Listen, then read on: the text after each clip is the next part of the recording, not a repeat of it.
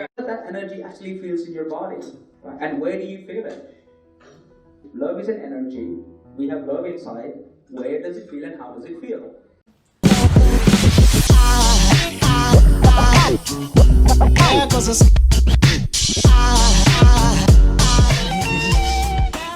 Wait! Still energized? Yes! 3 days of this event, this amazing event. Yes! Awesome. Hello, welcome. Come in, join us. We're going to be sharing some very interesting tips.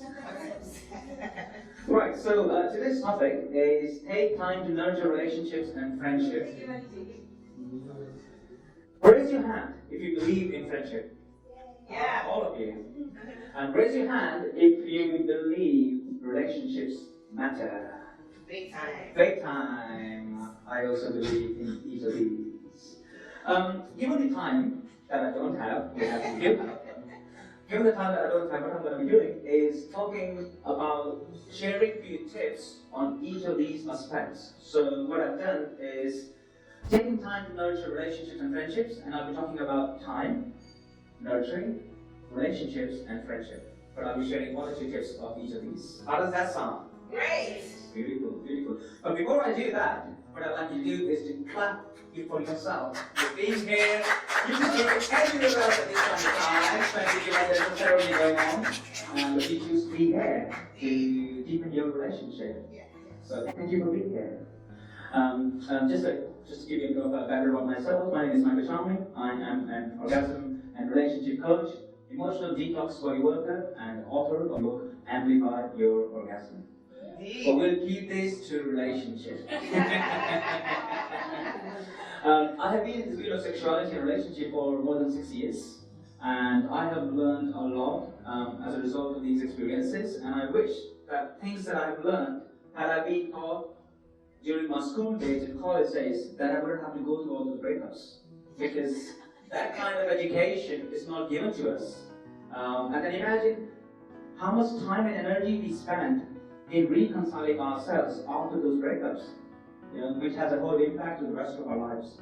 So this is one of the mission now, is to spread awareness and education around relationship and sexuality, something that should have been done by the parents or by society. So here I am today. Time. What does time mean for you? So give me your thoughts. When we talk about time, what is the first few things that comes to your mind? So for me, it's a concept that was created by people to have some sort of organization, celebration, just to have, I don't know how to define it actually. Okay, so for you, time is a concept. It is a concept I don't have over. Okay. For me, time does not exist unless you are an observer of time. So it only exists in the mind of the observer. Okay, so time exists in the mind of the observer, but it doesn't exist otherwise. Yeah. What do other people believe? What's your view about time? It's precious. So It's precious. Precious. it's precious. Time is very precious. Time is very valuable and precious. You have to be aware of where you are and be conscious of time. So beautiful, beautiful. See, these are all absolutely amazing concepts that you all have. Really, really beautiful. For me, when I refer to time, I think just like we make difference in our bodies, we have a physical body, we have an emotional body, we have a spiritual body. In the same way, for me, time has these references too.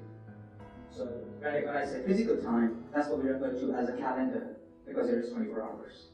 There is 365 days a week. That's the physical time.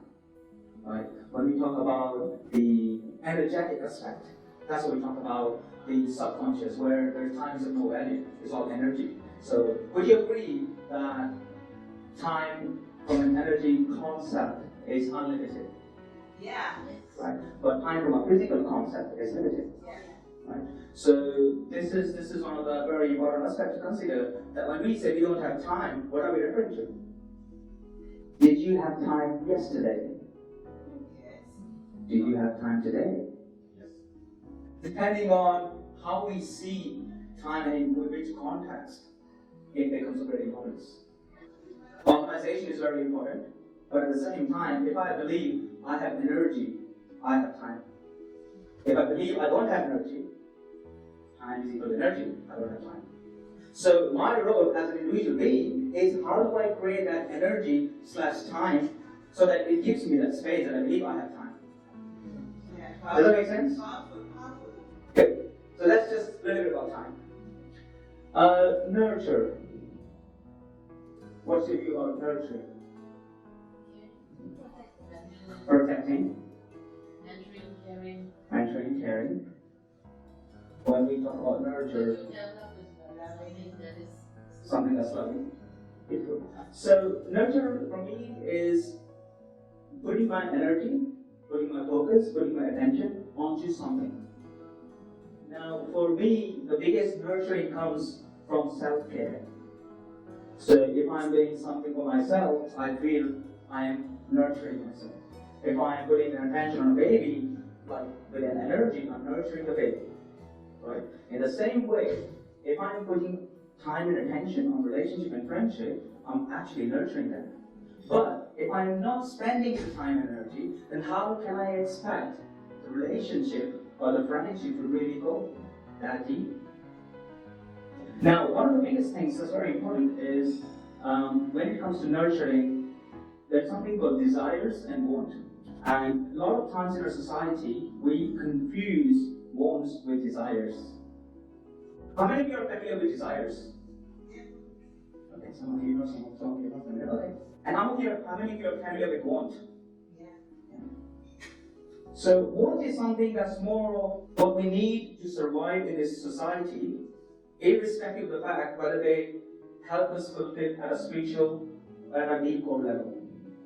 Like I want a car, I want money, I want a job. So these are just the basic necessities that are important to live, but not necessary for our own nourishment deep inside. Desires, for those of you who are not familiar with, is something that is so deep that when they get fulfilled, we feel so deeply nourished. So I desire a deeper friendship.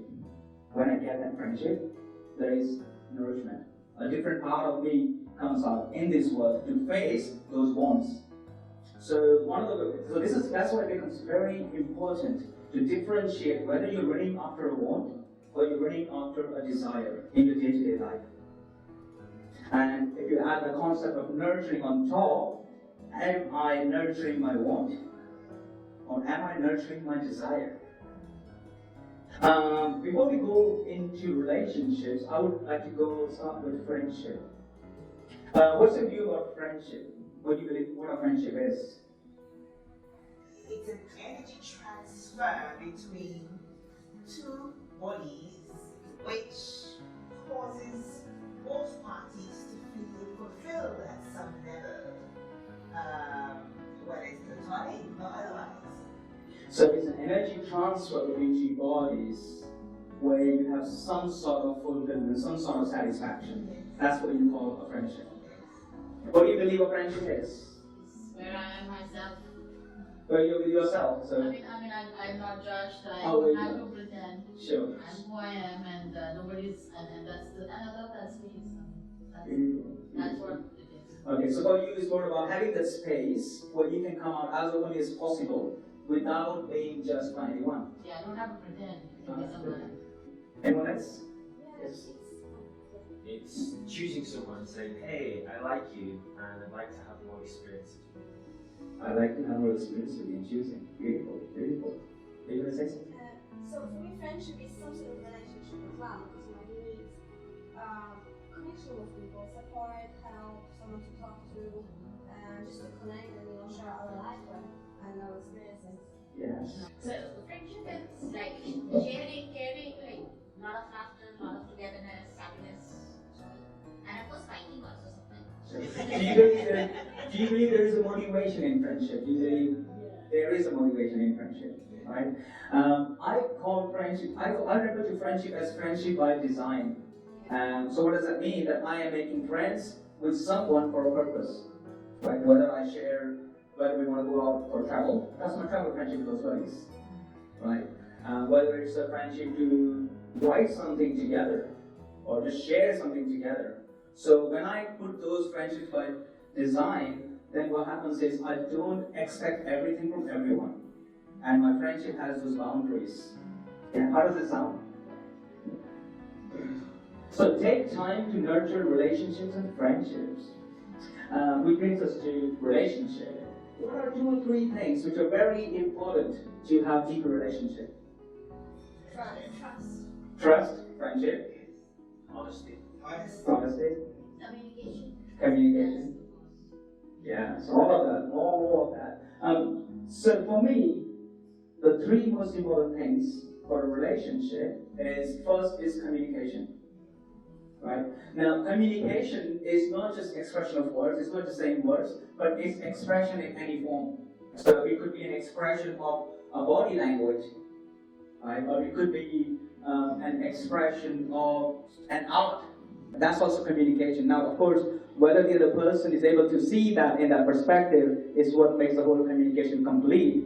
Otherwise, it's an incomplete communication. So the question to ask is, in your relationship, when you're communicating, are you aware whether the other person has received that or not? Because a man and a woman have a very different ways of communicating, right? That's why you have a lot of problems that emerge in a relationship because our communication way of understanding is different. So that's the first key aspect. And when I talk about communication, I also say that listening is very important. Because a lot of times in a relationship, when a woman is communicating, we men who are generally not good listeners have this tendency to say that I'm hearing you, I'm listening to you, but we're not actually physically present. We're not emotionally present. So for me, a communication to happen, there has to be a good listening and an expression. One person should only say, the other person should listen. It should never be a case where both the parties are saying things together, because then there is no communication happening, or it's not being effective, right? So I would invite you to pay attention, even when we are in a social context, how much of you are actually responding before even somebody has completed their communication. Second important aspect in relationship for me is what I spoke earlier, nurture. So nurturing with my time, nurturing with my energy, nurturing with my attention. And then desire. So just like I have my core deep desires, the other person has their core deep desires too. So asking them, what is your deep desire in this relating with me? Where would you like it to take it? Once I'm clear what their core desires are, then I know where they stand. Now a lot of times people would not be even aware of it, and that's where it is our job to help them reflect what their true desires are. And the third thing for me that's very important is what I call the inner and the outer world's reflection. How many of you have heard this that says your inner world is your outer world and your outer world is your inner world? Right? We live in a context where we spend a lot of time on social media, on the online platforms, and as a result, our time, this attention span has gone reduced and reduced and reduced. Right? So our outer world has impacted our attention, our inner world to such an extent. And that's why what I say is that we need to bring a balance. If I'm spending so much time on the social media, which is affecting my outer world and then inner world, I need to do something inner so that it can bring the balance back. So my question is, how much time on a daily basis do you actually spend with your own self to bring that balance of the inner world? And also, because these two are actually polarizing each other, it's also important to give the time and space for each of these to have an impact. What does that mean? Instead of running around one after the other, so I've done something externally and then I'm running after something, doing more things externally without allowing the effect of it to come and integrate with me internally. So that's what I would say in terms of relationship. So take time to nurture relationships and friendships. What are 1 or 2 things so far you have learned from this? Get really clear on your intentions for your relationships and your friendships, and just be transparent. This is what I would desire from our relationship. I think that would transform most people's lives. Beautiful. Beautiful. Transparency, that's also a very important aspect. When we say transparency, we also talk about authenticity. So being authentic in your communication with someone else, I think a lot of in today's world, especially in a relationship, you'll find that the opposing partner, they're not really honest, especially when they're going on cheating around or having desire for someone else. We don't communicate those desires to our partner just because we think that it can impact our relationship. But we don't realize that these desires of me liking someone else is there, is in me. I'd like to share one story here. There was a time when I was walking with my then girlfriend, and while we were walking, there was this nice girl walking in front of us. We were walking on a hike, and I was just looking at her ass. It's like she's right up in the front, and my girlfriend is walking. We're going together on a hike, and I'm looking at her ass. I'm just admiring, really, I was in nature beauty, and I was just and I was just admiring that beautiful ass. So she said to me, "What are you doing?" And I said, "I'm just looking at her ass and enjoying it and admiring the beauty." Guess what? She got angry. She said, "You're staring at her ass." I'm like, "I'm admiring it." I was like, "Well, you haven't admired my ass in that way." I said, "Do you want an honest answer?" She's like, "Yeah." I said, "Well, I think her ass is slightly better." And guess what happened? You got slapped. But we didn't slap, but there was no communication whatsoever between us for the next 2 days. Whoa. She didn't speak to me at all. And that hike, she left me. She said, "I'm going alone." And she went all alone. And of course, that girl in the front had gone by then. So I had to make my whole way up to the top. But the good thing that happened is that I said the honest thing without having to worry about how our relationship will have an impact. I could have even said that, "You know what, I'm doing nothing, I'm just looking at something else," which a lot of guys do. But that's not the thing I was doing. So, yeah. So where does compassion come into play here? Compassion is actually, in my view, is me being present with myself. Because when I'm being present with myself and I'm being authentic, then I'm working from a place of love for myself. And I'm coming out from that. So in relationship context, if I know that I have love within me and I'm honest, that thing is going to come out. And that's what's going to happen. So other people might not believe it that way because they will have their own stories to it. But if they were to look deeply, I'm not running after her ass. I'm just admiring it. I'm just admiring the beauty. And that's the conversation we had after 2 days. But I think that's the conversation she would have had and said, "Hey, I feel that I'm not feeling happy about it because you said this thing." And that's the level of conversation would have opened so many other things. Okay, why are you feeling that way? Are you feeling insecure? What is it about it? Okay, can I not enjoy and admire? Aren't there other beautiful human beings on this planet other than you? Right? So that takes a whole level of communication to a different level, but the most important thing is being authentic. So, yeah. Does that help? Yeah. Yeah. So yeah, that's what basically talking about, being authentic, being honest. I can share another example with it if you would like to hear. Yeah. Okay, so see, I'm a very honest and authentic person, like in life and also in relationship, and it does come at a cost. I tell you, it does come at a cost. So one of my girlfriends asked me when we were having a love-making session. She asked me, "How do I taste down there?" Like when you're going through. And I said, "Would you like an honest answer?" I'm not going to make it up, but would you like an honest answer? She said, "Yeah, I want to know, how do I taste?" And I said, "Well, you don't really taste good." Guess what? No sex for 2 weeks. But I was being honest. I don't want you to make it. I said, it really stinks and it really doesn't taste good. We didn't have sex for 2 weeks.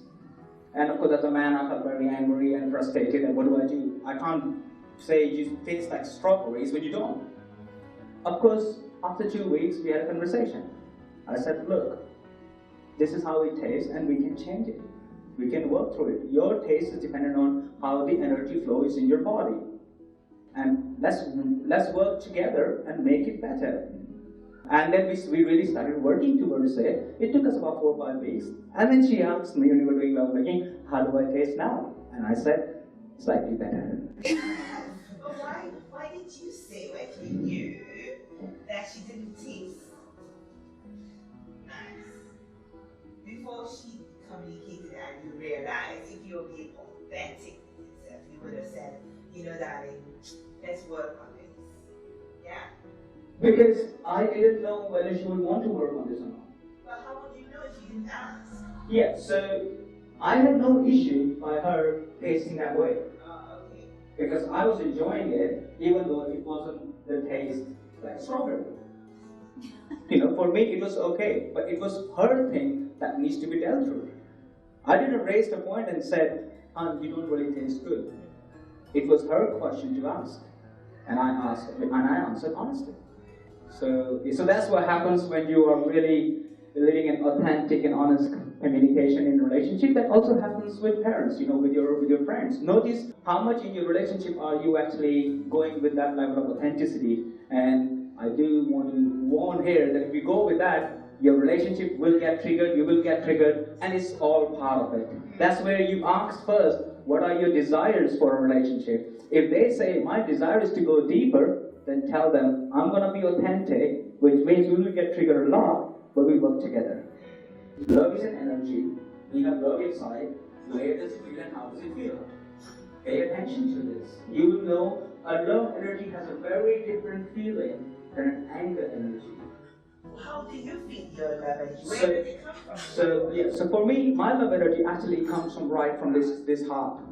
And I really feel it. It's very nice, it's very soft. Over the years, I have developed myself into a practice where that energy actually now flows in my body. I can pay my attention, and that love energy can translate, right? So when I'm communicating to someone, especially in this context, I know I'm actually being very aware of my energy, that love energy, right? So if I'm feeling that love energy in my body and I'm communicating, I know that I'm actually coming from a place of love. Right? Now it can also happen that I might not be feeling that love energy and I'm saying it, but then I know that I am not feeling that love energy and I'm saying it. In that case, my intention might be of love, but I don't have that love energy. Does that make sense? Yes. So most of the time when we communicate, we might say, I love you, darling. That's words. When you feel it. Do you feel it? How does that feel? But that takes the whole thing to a different level.